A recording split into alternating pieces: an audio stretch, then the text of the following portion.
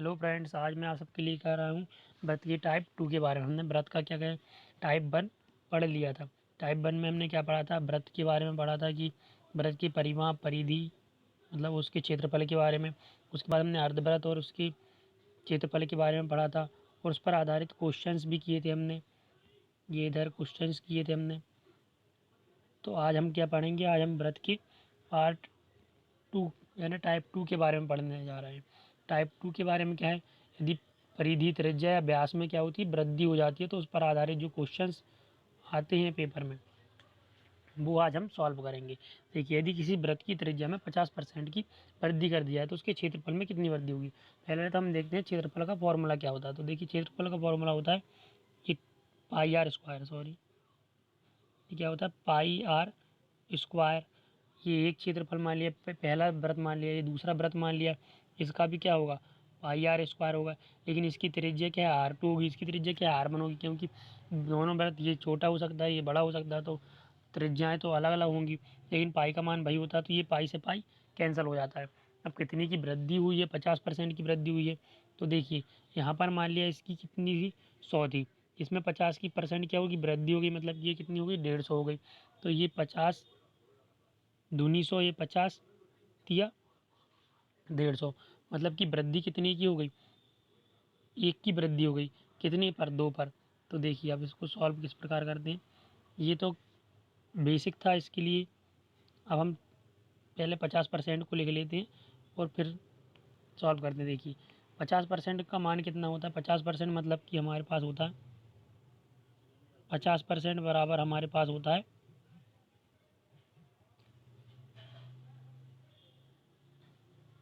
50% बराबर हमारे पास क्या होता है, 1/2 होता है। मतलब कि 2 पर 1 की वृद्धि, ये क्या होता है, ये बेस होता है हमारे पास, आधार होता है।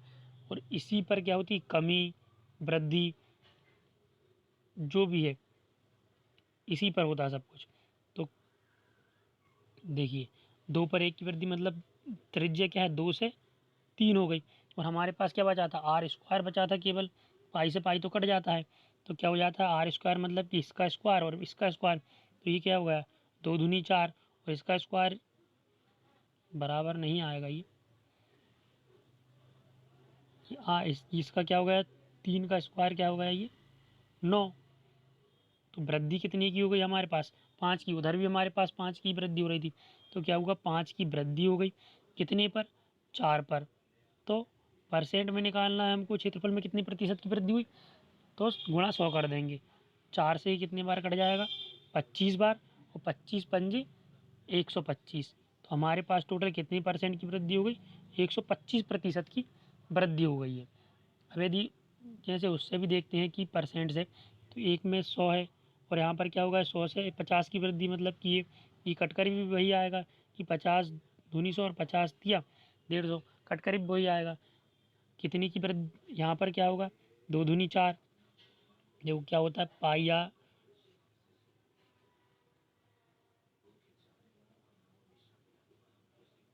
ये क्या होता है, पाई आर स्क्वायर होता है, pi R square, pi R square. तो इन दोनों का मान लगाने से कोई मतलब ही नहीं है ना, ये तो वैसे भी कट जाएंगे, तो हम इनको पहले ही काट देते हैं कि ये कट गए हैं। अब क्या करते हैं, इसे इसका स्क्वायर क्या हो जाएगा, इधर 4 और इसका स्क्वायर इधर क्या हो जाएगा, 9।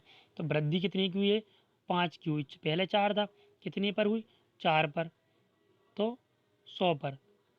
इससे ये कैंसिल, और ये 25 पंजे क्या हो गया, 125% की क्या हुई हमारे पास कुल वृद्धि हो गई है, किसमें, क्षेत्रफल में। तो अब देखिए, दूसरा क्वेश्चन क्या है, यदि किसी वृत्त की त्रिज्या में 30% की कमी कर दी जाए तो उसके क्षेत्रफल में कितनी कमी आएगी, उसके क्षेत्रफल पर क्या प्रभाव पड़ता है।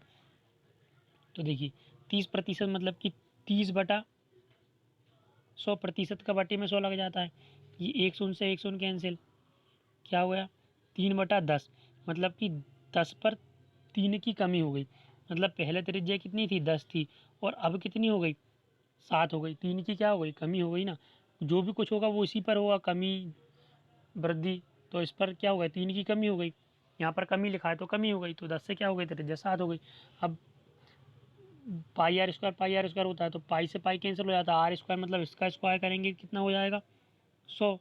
10 का स्क्वायर ही कितना हो गया, 100। अब इसका स्क्वायर करेंगे क्या हो जाएगा 49। तो कमी कितने की हुई यहाँ से घटा लीजिए, 100 में से 49 जाएगा 51। 51 की कमी हुई, कितने पर कमी हुई 100 पर। और परसेंट निकालने के लिए क्या करते हैं हम गुणा 100 करते हैं। तो ये 100 से ये 100 कैंसिल हो जाएगा, टोटल मिला के कितनी 51% की कमी आ गई। क्षेत्रफल में कितने की कमी आ गई 51% की कमी आई है क्षेत्रफल में। अब देखिए ये तीसरा क्वेश्चन है, किसी वृत्त के व्यास में 40% की वृद्धि कर दिया है। अब देखो वो व्यास में बोले या परिधि भी बोल दे तो भी हमको कंसेप्ट केवल वही रखना है, क्योंकि जब इसको सॉल्व करते हैं हम, जब इसकी जैसे ये 40% है, देखिए ये 40%, इस बटे में 100 लगेगा, इससे ये कैंसिल, 2 दूनी 4 और 2 पंजे 10। तो ये कट कर जब ये कट जाता है तो ये क्या बस त्रिज्या का मान आ जाता है यहाँ से। तो व्यास भी हुआ तो जैसे 2 पाई आर स्क्वायर और ये पाई आर स्क्वायर, तो यहाँ पर भी 2r होगा, मान लो यहाँ पर भी 2r का मान होगा, तो यहाँ से 2 से 2 कैंसिल हो ही जाता है। देखिए यहाँ पर क्या होगा 40% की बात हो रही है और क्या होगा वृद्धि, तो 5 से कितनी 2 की वृद्धि, मतलब कि 5 से 7 हो गया हमारा क्षेत्रफल। तो ये क्या हो गया 5 25 और 7 7 49। तो क्षेत्रफल में कितने की वृद्धि हुई 25 से कितना हो गया 49, वृद्धि कितने की हुई 25 और 4 29, 10 39 और 10 49, मतलब 20 और 4 24 की वृद्धि हुई हमारे पास। कितने पर 25 पर, 24 की वृद्धि हुई है कितने पर 25 पर।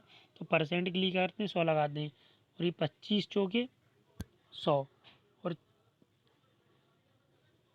24 चौके 96। तो टोटल मिलाकर हमारे क्षेत्रफल में 96% की क्या हुई वृद्धि हो गई है। अगला क्वेश्चन देखते हैं, एक गाय किसी एक गाय को एक खेल के मैदान में एक गाय को एक खेल के मैदान में बीचों बीच 3.5 मीटर रस्सी से बांध दिया गया है। मान लीजिए कि एक खेल का मैदान है, कैसा भी हो सकता है खेल का मैदान, ऐसा भी हो सकता है और ऐसा भी हो सकता है। तो मान लीजिए खेल का मैदान दोनों प्रकार से बना दिया।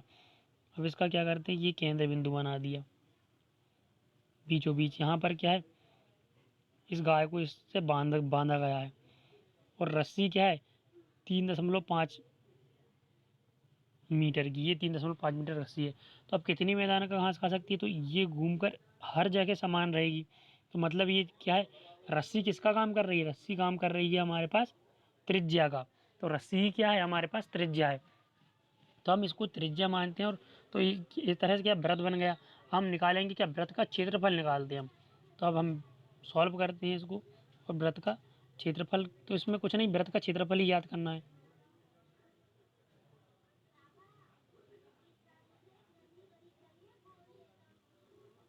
तो व्रत के क्षेत्रफल के लिए हमारे पास फॉर्मूला क्या है पाई आर स्क्वायर। तो पाई का मान क्या हो जाएगा हमारे पास 22/7, और आर स्क्वायर मतलब कि 3.5 गुणा 3.5।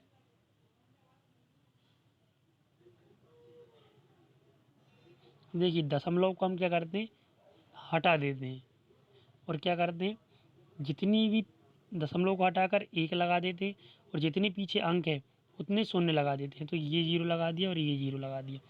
7 से ये कट जाएगा 5 बार, 5 सत्ते 35, 5 एकम 5 और ये 5 दूनी 10, 2 बार कट जाए। ये 2 से क्या गया 11 बार कट गया। ये 5 से 7 बार कट गया और ये 5 से 2 बार कट गया। 5 सत्ते 35, 5 दूनी 10। अब देखिए हमारे पास बचा क्या, इधर 11 7 77, तो हमारे पास ये बचा 77 और ये बचा 2।